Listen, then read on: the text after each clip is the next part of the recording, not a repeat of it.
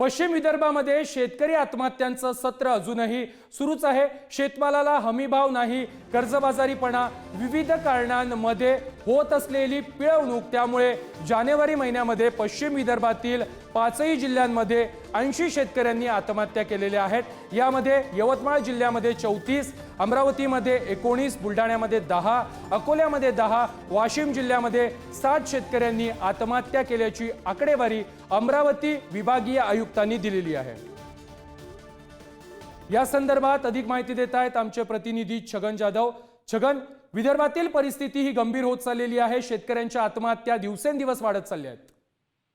नक्कीच प्रथमेश, राज्याची जर परिस्थिती पाहिली तर 14 जिल्ह्यांमध्ये आत्महत्या होत असल्याचं पुढे आलेलं होतं आणि सर्वाधिक आत्महत्या या पश्चिम विदर्भात झालेल्या आहेत। शेतकऱ्यांच्या आत्महत्या थांबत नाही आहे पश्चिम विदर्भात आणि यावेळी जी आकडेवारी हाती आलेली आहे त्यामध्ये जानेवारी महिन्यांमध्ये पश्चिम विदर्भात 80 शेतकऱ्यांनी आपलं जीवन जे आहे ते संपवलेलं आहे।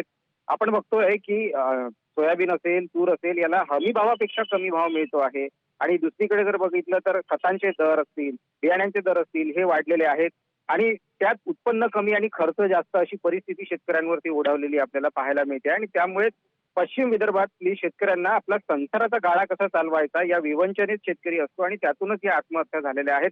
खरं जर बघितलं तर या आत्महत्या थांबवण्यासाठी सरकारनं काहीतरी उपाययोजना करणं गरजेचं होतं, कारण गेल्या वर्षी जर बघितलं तर 1151 शेतकऱ्यांनी आपली जीवन यात्रा संपवलेली आपण पाहिलेली आहे आणि त्यावेळी सरकारने बोलताना सांगितले की शेतकऱ्यांच्या पाठीशी आम्ही सदैव उभे आहोत, मात्र शेतकऱ्यांना सक्षम आणि चांगलं प्रगतशील शेतकरी करण्यासाठीचं शेतकऱ्याचं धोरण जे आहे, सरकारचं धोरण जे आहे ते अपयशी ठरल्याचं दिसत आहे।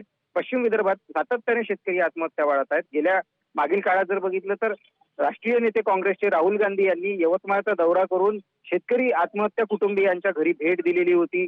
त्यानंतर भाजपचे नेते देखील पश्चिम विदर्भात अनेक ठिकाणी शेतकरी आत्महत्यांच्या घरी जाऊन त्यांचं सांत्वन करून आलेलं आहे, मात्र यावरती जर बघितलं तर सांत्वन शेतकऱ्यांचं केवळ झालेलं आहे, त्यांच्यावरती उपाययोजना झालेल्या आहेत। छगन, पश्चिम विदर्भातील शेतकऱ्यांच्या आत्महत्यांचं सत्र हे सुरूच आहे। शेतमालाला हमीभाव नाही, कर्जबाजारीपणामुळे शेतकऱ्यांच्या आत्महत्या पाहायला मिळतात।